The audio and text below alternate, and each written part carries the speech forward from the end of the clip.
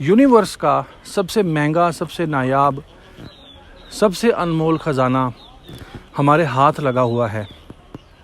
हम इस ख़जाने के साथ क्या करते हैं वो हमारा निर्णय है। तो ये कॉमन सेंस बिंदु 1 का सार था। मैंने ये भी मित्रों से रिक्वेस्ट की थी कि वो इस कॉमन सेंस की इस एक लाइन को, कि मेरे पास संसार का, पूरे यूनिवर्स का सबसे शानदार, सबसे प्राइसलेस गिफ्ट ऑफ लाइफ है। और बिंदु 2, कॉमन सेंस बिंदु 2 का सार ये था कि जैसे मैंने आपको पिछली बार भी कहा था कि हम मान लीजिए होटल में रुकने जाते हैं, तो रुकने से पहले, बुक करने से पहले हम उसकी रेटिंग चेक करते हैं। उसकी रेटिंग क्या है, लोग उसके बारे में क्या बोल रहे हैं, वहाँ पे जो लोग पहले स्टे करके गए हैं उन्होंने क्या फीडबैक दिया है कि वहाँ अगर जाना है, अगर उस होटल के रूम में आपने अच्छा स्टे करना है तो आपको क्या क्या ख्याल रखना चाहिए, क्या क्या वहाँ चीज़ें उपलब्ध हैं, कौन कौन सी चीज़ें उपलब्ध नहीं हैं। तो अगर हम ये कर लेते हैं, रूम के बारे में, होटल के बारे में रेटिंग और फीडबैक ले लेते हैं, तो हमारे लिए बहुत आसान हो जाता है कि हम उस होटल के स्टे को बहुत अच्छे से यूटिलाइज़ कर पाएँ, है ना। हम सभी में एक ट्रेट होता है, हम सभी में एक इच्छा होती है वैल्यू फॉर मनी की, कि अगर हम कुछ चुका रहे हैं किसी प्रोडक्ट के लिए, किसी स्टे के लिए, किसी रिज़ॉर्ट के स्टे के लिए, तो हम उसका पूरा इस्तेमाल करना चाहेंगे और करना चाहिए। तो ऐसे ही मैंने कॉमन सेंस पॉइंट 2 में ये मेंशन किया था कि एक नर्स हैं जिन्होंने एक बहुत शानदार वीडियो ब्लॉग और एक बुक भी पब्लिश करी है, जिसका टाइटल था संसार से जाते हुए लोगों के 5 टॉप मोस्ट कॉमन रिग्रेट्स।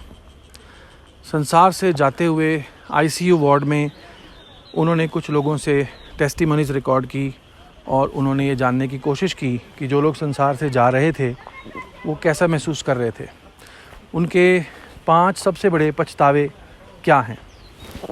तो उसके ऊपर ये मैंने कॉमन सेंस के बिंदु 2 में मेंशन किया था। अगर आपने वो गौर से नहीं सुना होगा तो आप इसको दोबारा सुन सकते हैं। प्लस जितनी बार उसको सुनेंगे उतना ही कम है, क्योंकि आपके जीवन की, सभी के जीवन की आपाधापी इतनी प्रबल है कि सुबह से लेकर रात तक, कहते हैं सुबह होती है, शाम होती है, ज़िंदगी यूं ही तमाम होती है। आप अगर अपनी ज़िंदगी के पिछले 20 सालों पर या पिछले 10 सालों पर एक किताब लिखने बैठें, या कोई CCTV कैमरा हो जो आपकी ज़िंदगी के 10 साल आपको एक फास्ट फॉरवर्ड फिल्म में दिखा सके, तो मित्रों आप हैरान हो जाएंगे कि आप कितना ज़्यादा रूटीन के शिकार हैं, कितना ज़्यादा ट्रेडमिल, डेली रूटीन की ट्रेडमिल के शिकार हैं। और ये मैं सिर्फ नित्य प्रति के क्रियाकलापों की बात नहीं कर रहा हूँ, ये मैं उन एक्ट्स की बात कर रहा हूँ, ये मैं उन हरकतों की बात कर रहा हूँ, ये मैं उन मिस्टेक्स की बात कर रहा हूँ, गलतियों की बात कर रहा हूँ जो हम दोहराते रहते हैं। हमने 10 साल पहले एक मिस्टेक की होगी, हम 8 साल पहले भी उसको कर रहे थे, फिर 6 साल पहले भी सेम मिस्टेक को कर रहे थे, फिर 4 साल पहले भी सेम मिस्टेक को कर रहे थे।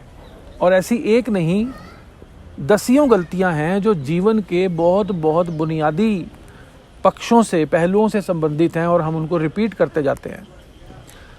मतलब ऐसा लगता है, अगर आप वो फिल्म देख पाएँ अपने पिछले 10 सालों की, आपको ऐसा लगेगा कि मैं क्या कर रहा हूँ, मैं एक मिस्टेक से ठोकर खाता हूँ, फिर सीखता नहीं हूँ, फिर वही मिस्टेक, फिर वही गलती बार बार करने में क्या मज़ा है, क्या कारण है, क्या प्राप्ति है, वो आपको खुद भी समझ नहीं आएगा।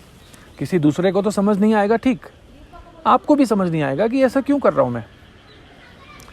इसलिए मैंने निवेदन किया था, एक बड़ा आइस ब्रेकिंग एक्ट हो सकता है आपकी लाइफ में अगर आप 5 मोस्ट कॉमन रिग्रेट्स उन लोगों के जान लें जो संसार छोड़ के गए हैं।